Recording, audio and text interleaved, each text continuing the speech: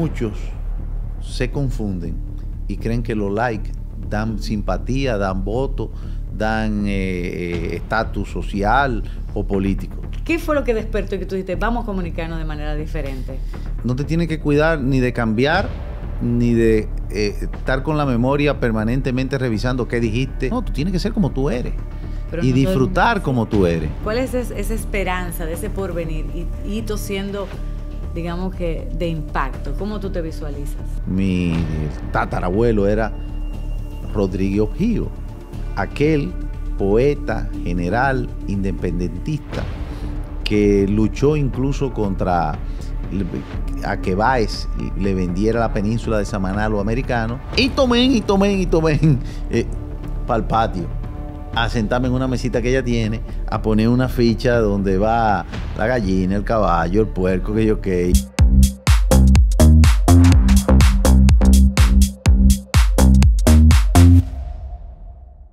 Hola, bienvenidos a otra entrega de Speak Differently, el podcast donde desafiamos las conversaciones y uso de las palabras.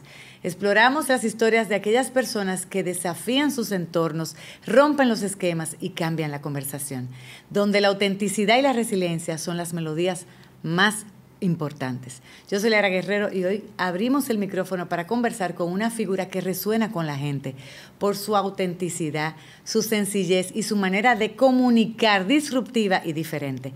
Víctor Ito Bisonó, ministro de Industria y Comercio y MIPYMES, un líder y destacado político, pero más allá del despacho y los discursos, Ito es un hombre con una rica historia personal, profundas raíces familiares y una genuina pasión por servir a su país.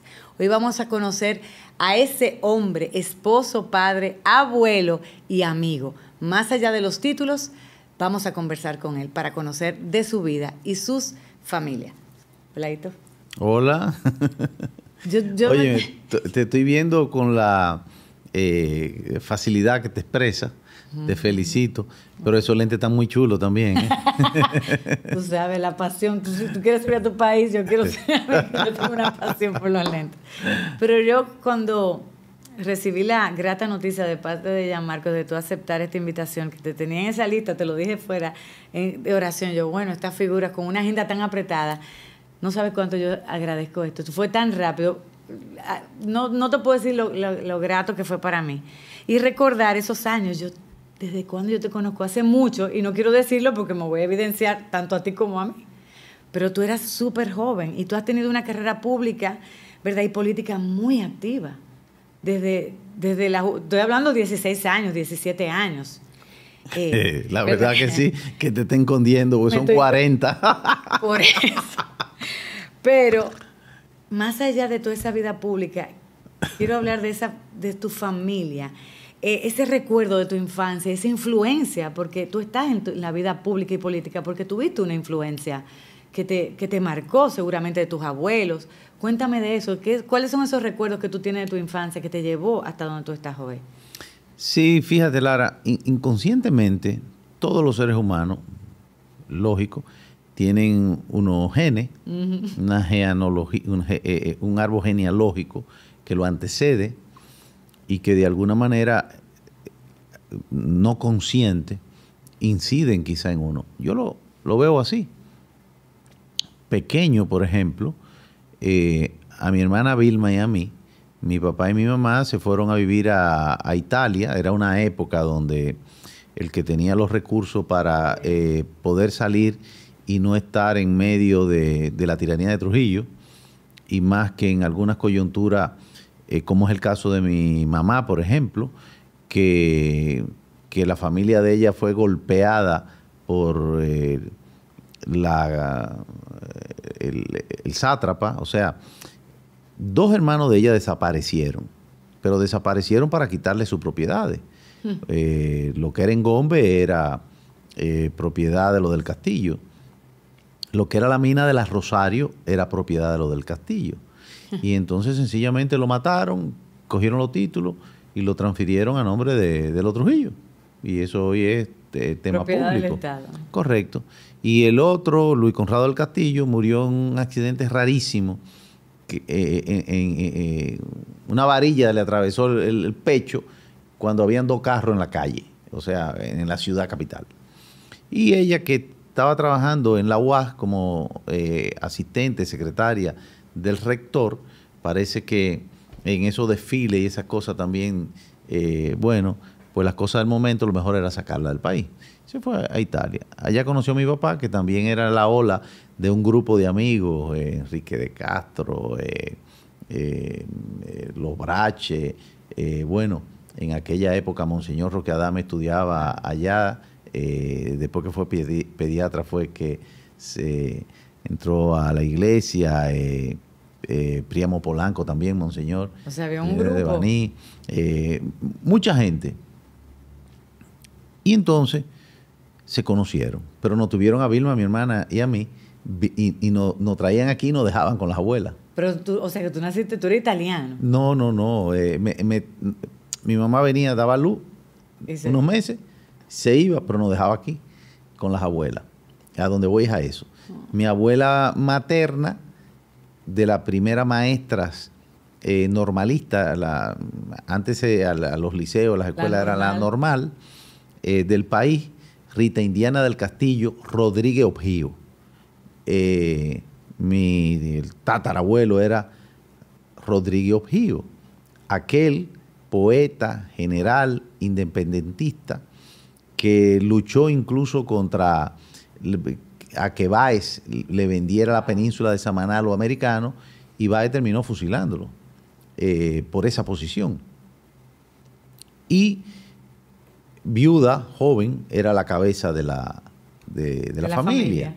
Y por el lado de mi papá, Rosa Pichardo Corona, que era una mujer, también la primera del grupo de sus hermanas, eran una cantidad de hermanas, lo que era agricultora. Vivía en Moca, en Hincha, en ese momento ordeñando vaca, sembrando plátano, yuca, maíz, manteca de puerco, bueno, y en ese ambiente de 2 mujeres, que además el bisabuelo de mi abuela paterna era Fernando Valerio. O sea, que te criaste bajo... El hombre de los andulleros, ¿verdad? De la batalla independentista en Santiago contra los haitianos. Entonces, digo, esos genes que vienen de la independencia, que vienen de 2 mujeres fajadoras, sí, líderes, autónomas, que mi mamá fue así también, porque sobresalir en un ambiente de artista, pero de música clásica, lírica, que es un nicho muy pequeño, 50 años siendo profesora, directora de los cantantes líricos del Bellas Artes, directora del Teatro Nacional, abriéndose su espacio, viviendo y siendo en ocasiones cabeza de familia también, porque mi papá y mi mamá tuvieron un espacio de divorcio. Y entonces también mi papá, que se dedicó a la arquitectura, doctor en arquitectura. ¿Pero en qué área de la arquitectura? La restauración de monumentos. También un nicho muy limitado, muy específico. Sí, especializadísimo. Especializadísimo, exactamente. Fundó ICOMOS, fue director de Patrimonio Cultural 4 años, bueno, y tuvo su espacio y su reconocimiento, y algo que ya fallecieron los dos, en algunos libros están las referencias, porque mi papá fue líder de la izquierda amarilla en Europa, para América y aquí también. Y fue quien, por ejemplo, involucró a la izquierda a Fidelio de Pradel, por ejemplo, muy amigo de Juan Ducudré y un grupo de gente, así lo cuenta Fidelio de Pradel en sus libros, no lo digo yo. O sea, esa es la genealogía, mis raíces de las cosas que aunque uno no lo ve, están por adentro de cada ser humano, porque son quienes crean a uno, ¿verdad? De ahí que sale esa pasión que tú tienes desde tan joven. Digo yo. Pero tú, la verdad es que tu camino ha estado lleno de muchísimos desafíos. Ya tú has tenido diferentes temporadas, pero siempre has estado al servicio del país y te ha apasionado. Pero tú hace poco hiciste como un switch, un cambio, y cambiaste la forma en que la política o la comunicación política se lleva, y te mostraste, abriste las puertas de tu vida a las redes.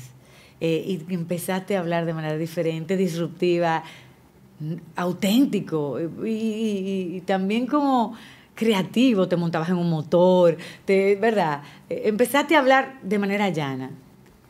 ¿Qué fue lo que despertó y que tú dijiste, vamos a comunicarnos de manera diferente? Volvemos a eso, a lo de las raíces. Mi mamá era así, mis hermanos también, muchos de mi familia, mis amigos. Y yo lo que creo que hay que ser auténtico y ser feliz. No te tienes que cuidar ni de cambiar, ni de estar con la memoria permanentemente revisando qué dijiste o qué pose tú tuviste en algún sitio para poder tener la misma identidad. No, tú tienes que ser como tú eres. Pero y no disfrutar como tú eres. No todo el mundo es bueno, por suerte, porque si no fuéramos toditos iguales. Y aburridos. Y aburridos.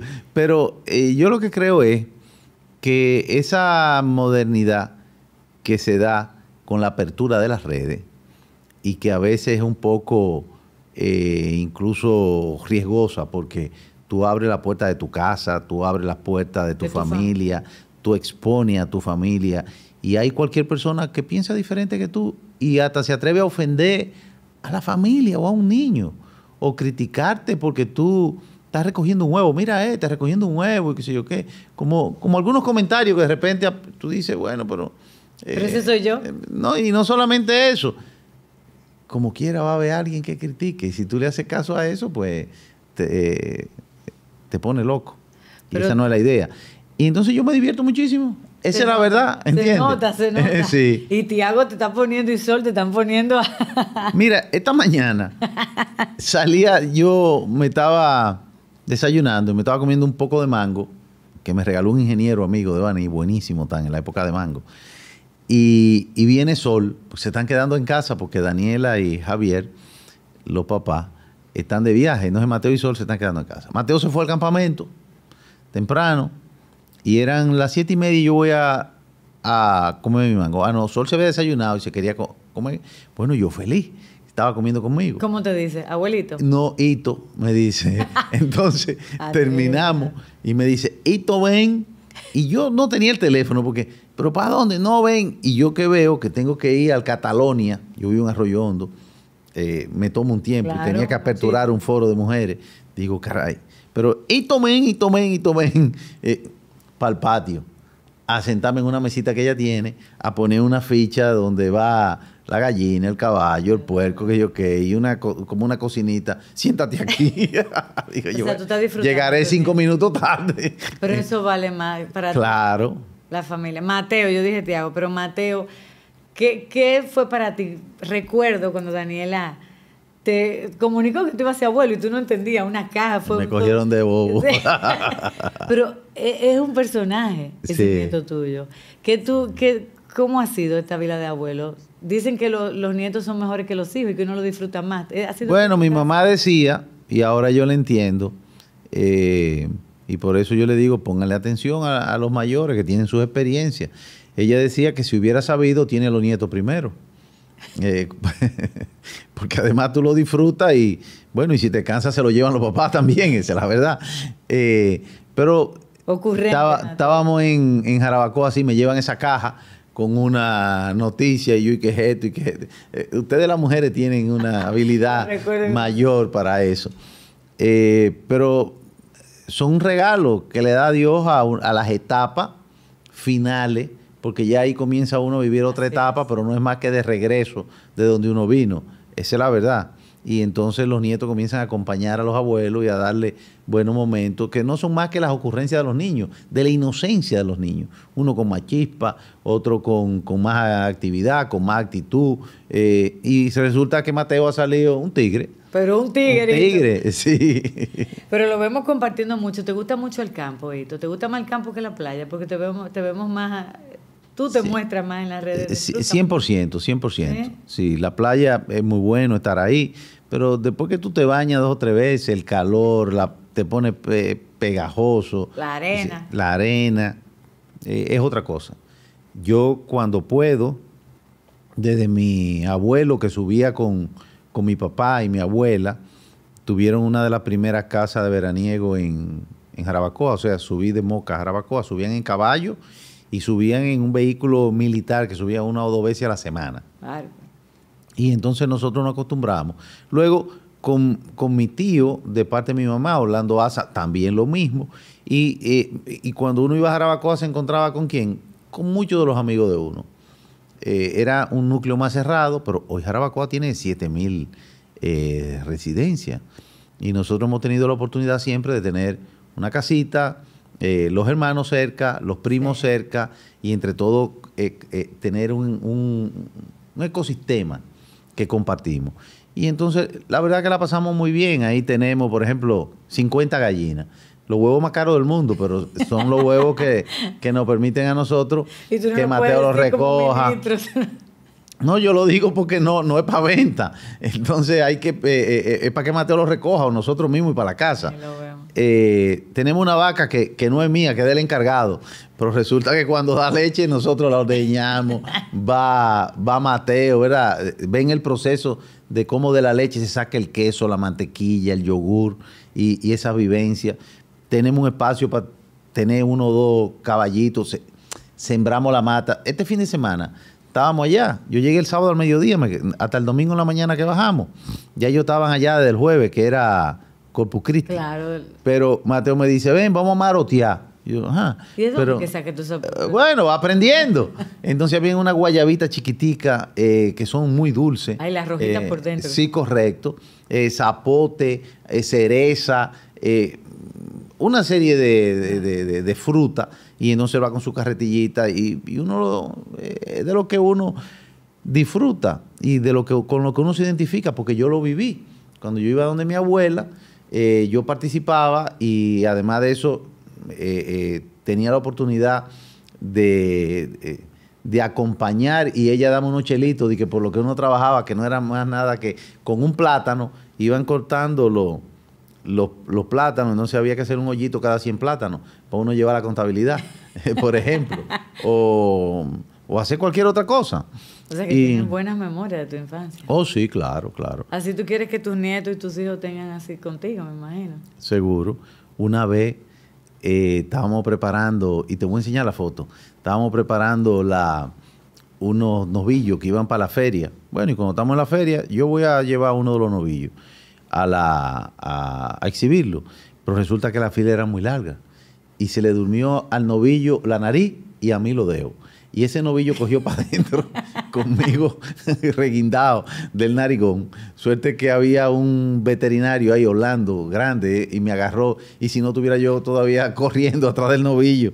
Pero son recuerdos sanos, desinteresados, que te dan a ti la oportunidad también de ver la evolución de la vida, de las cosas que te pueden gustar. No va a tener alergia nunca, no le va a tener miedo, va a afrontar desafíos, a convivir con la realidad de la vida. Entonces, a eso me gusta el campo. Mira, pero en la vida política, obviamente, has tenido una vida rica familiar, pero también a nivel público y político. Tú has ocupado diferentes posiciones, ¿verdad? Ahora estás en un ministerio, pero fuiste legislador por muchísimos años, candidato presidencial. Dentro de todo ese caminar, la política tiene grandes logros y también sus decepciones, ¿verdad? Déjame ver. Mira. Ay, ese soy yo. No, pero esta foto esa es mi abuela. Y ese soy yo. Ahí hay 3 toros, uno atrás de otro. Pero una vaquita linda, de blanco y negro. Holstein, de leche. Wow, y todas estas fotos. ¿Tú pudieron recuperar todos estos tesoros? Bueno, sí, antes no existían los celulares, había que tener una cámara. Yo no sé quién la tomó, obviamente. Pero ahí está. Sí. Ay, pues tú mostrásela a Mateo y a los otros nietos que vienen. Sí, claro. Y hay muchas otras. Por ejemplo, Diego pescando allá, pero con un brazo roto. Entonces, míralo aquí, con un conejo, pero con una pierna rota. Míralo aquí, montado arriba de... Siempre ha habido un becerrito o una vaquita, uno nada más, pero siempre hay algún animal. Ese Diego, Andrés. O sea, que tus 3 hijos son del campo, ¿le gusta? Sí. Daniela por igual. ¿Y ninguno le gustó la política para que tú veas? ¿No pudiste influenciar? ¿No tuviste suficiente...? Yo tuve la escuela de mi papá y mi mamá. Déjame decirte que cuando yo tenía 17 años, eran los años del... ¿Estaba en la Juventud Reformista? Eso te iba a contar. Cuando Antonio Guzmán accede al poder en el 78, Antonio Guzmán, y no solamente él que tenía finca en Jamao, Moca, sino que el papá de José María Hernández, el esposo de doña Sonia, era hijado de mi abuela. Eran comadres, o sea, que vivían ahí. Teníamos una vinculación y familiar prácticamente, que persiste hoy, de mis afectos y de mi relación con doña Sonia, con Iván. Después viene Jorge Blanco, pero cuando viene Jorge Blanco, mi papá y mi mamá tienen también una relación con ellos, muy cercana. Mi mamá la nombra Jorge Blanco directora del Teatro Nacional. Recuerdo. Y a mi papá director de Patrimonio Cultural. Y entonces, bueno, hay un ecosistema. A mi tío Orlando, el hermano de mi mamá, también fue parte ministro de Economía. Papá de Maja. Papá de Majan y de Nano. Y entonces yo decido pasar al Partido Reformista, estando, como quien dice, en el poder, ¿verdad? Pero yo me voy a la acera al frente. Y ellos me respetaron. Nunca hubo una contradicción, un cuestionamiento. Por el contrario. No, y no solamente ellos. José Augusto Vega, que era el canciller, yo soy como familia de José Ramón, por ejemplo. O sea, y del resto de ese gabinete, lo que es Lidia Leticia, lo que fue Orlandito, lo que son su familia, pero siempre con un afecto y un respeto, ideales en ese momento diferente. Y participé en una formación social cristiana. Y bueno, cuando los procesos llegaron a agotarse y uno a cansarse de hacer el esfuerzo último por relanzar cosas que no tenían retorno y que hoy día ya se sabe que era imposible, pues entonces di un paso a lo que yo consideraba que era mantener la vigencia con un grupo de personas y un líder, en este caso el presidente Abinader, que tenía los mismos valores republicanos y de familia que yo postulaba. Y eso me ha permitido entonces poderlo acompañar, tener un espacio y demostrar quizá cómo aplicar la experiencia que uno tiene, acompañado de un buen equipo, con resultados que serán tangibles y medibles y que después cada cual lo puede evaluar como lo considere. Y ahí están. Y ahí están. Ahí están, evidentes. Pero obviamente ese legado que tú quieres dejar, falta mucho de hito todavía al servicio público, porque es algo que te nace. Siempre has estado ahí. Si tú fueras mirando hacia el futuro, ¿verdad? ¿Cómo tú visualizas? ¿Cuál es esa esperanza de ese porvenir? Y hito siendo, digamos que, de impacto. ¿Cómo tú te visualizas? Bueno, mira. Por ahí salió una noticia de que... yo digo, el azúcar no le amarga a nadie. Y más cuando es que alguien te mira con una proyección, con un respeto, con una proyección ascendente además. Yo me pongo contento. Pero yo lo que creo es que en este momento, como funcionario, lo que me corresponde, y es además mi experiencia de donde yo vengo, que es ser responsable con el encargo que tú tienes, que yo lo veo como una oportunidad para que la gente también vea de lo que tú eres capaz. Porque muchas veces en este momento tú comenzaste diciendo de cómo uno se abre a las redes, de cómo uno entiende el momento que hay, que después te voy a contar cuando esa transformación comenzó y que yo vi con mis amigos internacionales. Pero hoy día muchos se confunden y creen que los likes dan simpatía, dan voto, dan estatus social o político. Los likes se compran incluso, los bots. Y el que cae en ese error no es más que engañándose él mismo. No es engañándose al público, te engaña a tú mismo. Y tú puedes tener una muy buena estrategia de colocación y de que la gente te vea bien. Y hay que aplaudirla, porque al final, si eso es lo que tú buscas y tiene un buen resultado, pues te salió bien, qué bueno. Pero el elector dominicano, bajo mi experiencia y criterio, siempre se ha decidido, cuando le presentan la boleta final, es verdad que tiene que haber un recorrido partidario y todo eso, pero cuando le enseñan la boleta final, se decide por el más conservador. Y todos los presidentes han ganado con una mayoría, incluso después del 50+1, como quiera, han tenido la mayoría en primera vuelta. ¿Por qué? Porque esa es la sociedad dominicana. Entonces el dominicano se pregunta, ¿quién me da garantía? ¿Quién cuando hay un problema da un paso al frente?